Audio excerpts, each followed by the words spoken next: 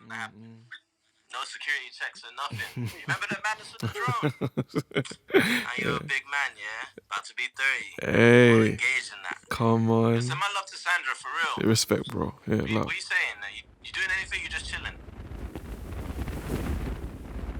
Bro, I'm just sitting here trying to write these poems. And my mind keeps going off in random directions.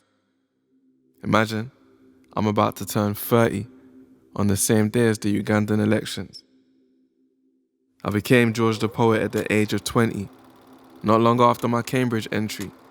Filled the position because the space was empty. Now I'm looking back on a decade of amazing memories.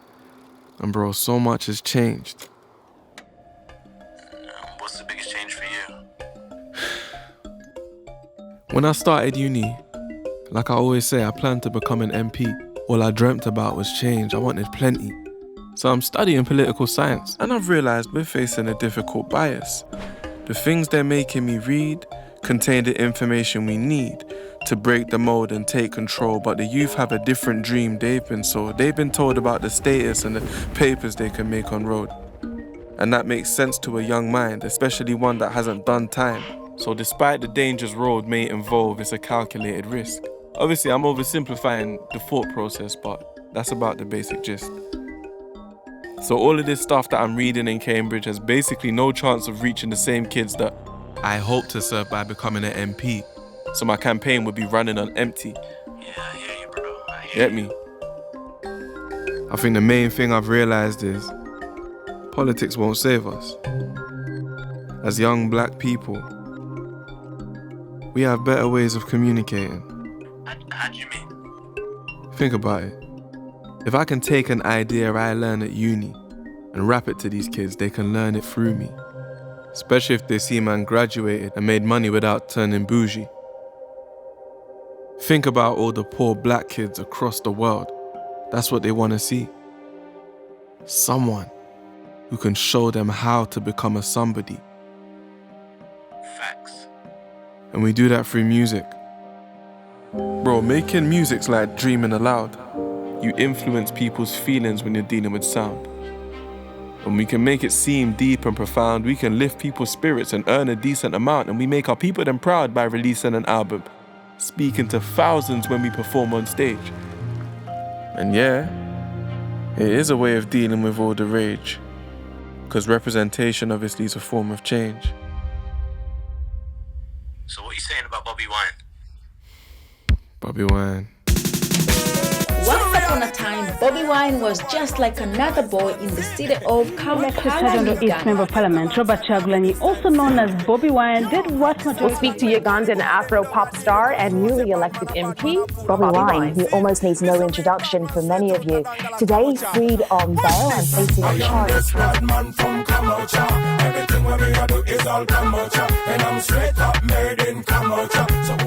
When we talk about the hood, we're talking deprivation, but we need to learn to describe it properly. In London, there's all sorts of desperation, but Ugandan poverty is a different kind of poverty. It's the kind where you might not live inside a property, the kind where you live by the midnight economy. People don't make it out of this life that commonly. So Bobi Wine was a slight anomaly.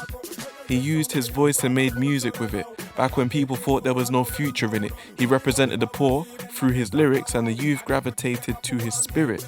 Bearing in mind, I couldn't speak Luganda, so more time I'm singing along to the odd English phrase. But one thing I remember clear as day is how my cousins and their friends used to sing his praise. I am this bad man from Kamocha. Everything what me I do is all Kamocha. And I'm straight up made in Kamocha. So who no better know you from Kamocha.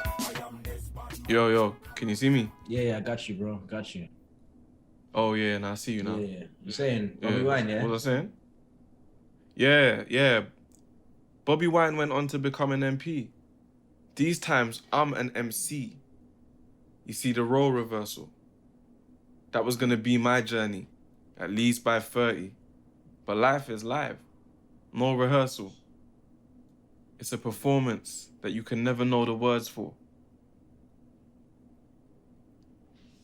As an MP, he stood beside the stuff in his lyrics. Bobi Wine was an outspoken government critic, but his actual plan for Uganda wasn't specific.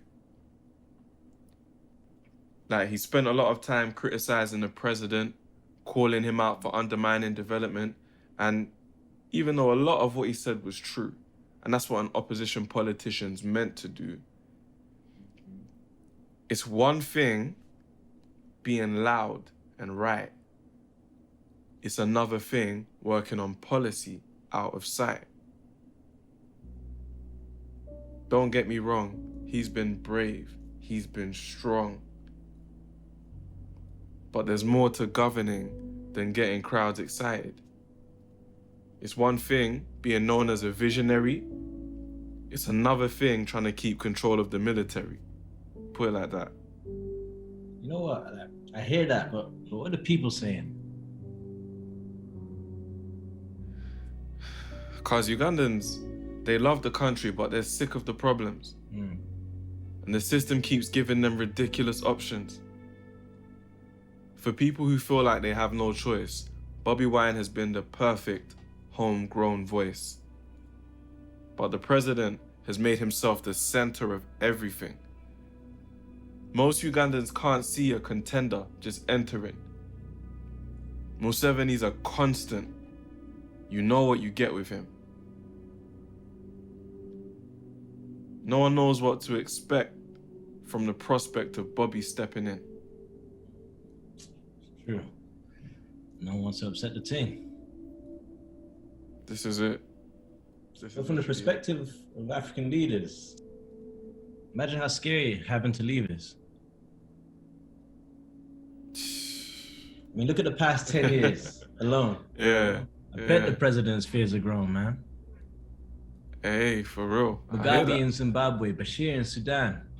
Imagine how that must have put fear in a man. Blood. Kabila in DRC. We all watch the same news. It's not like we can't see. Bro, it's the same story over and over. Happened in Algeria. Happened in Angola. All these leaders just getting older and older, and the people get angrier. Blood, it happened in Gambia. But you know what? We gotta be careful though. The situation's looking too familiar. I wrote about this on my podcast a couple years ago, back when Uganda was reminding me of Libya. I remember at the time I was saying, there's a faction of Ugandan society whose reaction is angry and violent, who can't stand being silent, but then there's another perspective. See, what does it take to govern effectively? One school of thought would say the rule of law, but not all Ugandans feel like that, given what the country's gone through before. Tribal persecution, a gruesome war. Museveni came to power in the 80s, and as of 2018, 80% of Ugandans were under 35. Yeah, you heard me right, 35. They've never experienced another leader, and whoever that could be can't actually prove they've got the requisite experience to govern either. In fact, the other day Museveni gave a speech, and the way he addressed the country was particularly candid. Bazukulu, literally, grandkids. Bear in mind, Bobi Wine's 36. He hasn't really had to win popularity with a propaganda machine or using dirty tricks. He's self-made and he's well paid. To many ghetto kids, that's a heavenly mix. These times, come the next election, Museveni's 76. But there is something granddad-like about him. That's why so many can't imagine life without him. He represents the familiar, hence the parallels with tensions in Libya. First of all, the leadership of both Gaddafi and Museveni benefited their countries heavily. People often talk about both individuals' ability to move with political agility. Them and they brought stability, and they brought the notion of government plausibility. But their countries were divided. More than they could take, a lot of young people decided.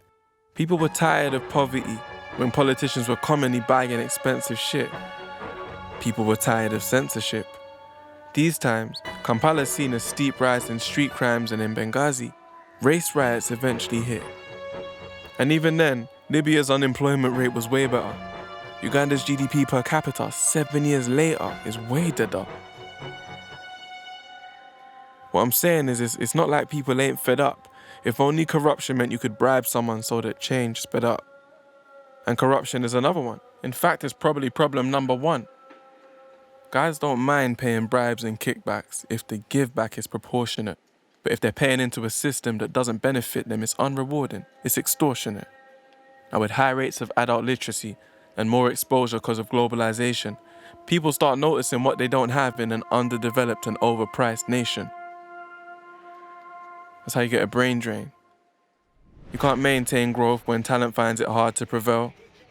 People get frustrated and end up taking their skill sets to a different part of the world. Now Libya experienced something similar. Guys would rather graft in a land that's unfamiliar than stay there, in a state that doesn't play fair. So you got people feeling cheated by the system, non-violent resistors being given time in prison, tensions over tribalism, talent walking out. I've forgotten which country I'm talking about. So what are you saying, there's no hope? Maybe not with politics, but music? Even Museveni knows the power of music. Yeah? Yeah, come on. Music's a great way of making us think. Look, it's given us so many ways of making a drink. We got the juice, innit? Come on. And we won't stop producing it. Do you understand what I'm saying to you, cuz? All over the world, I say this all the time, cuz we got the brother, juice. all over the world it's the most common beverage. It's real talk.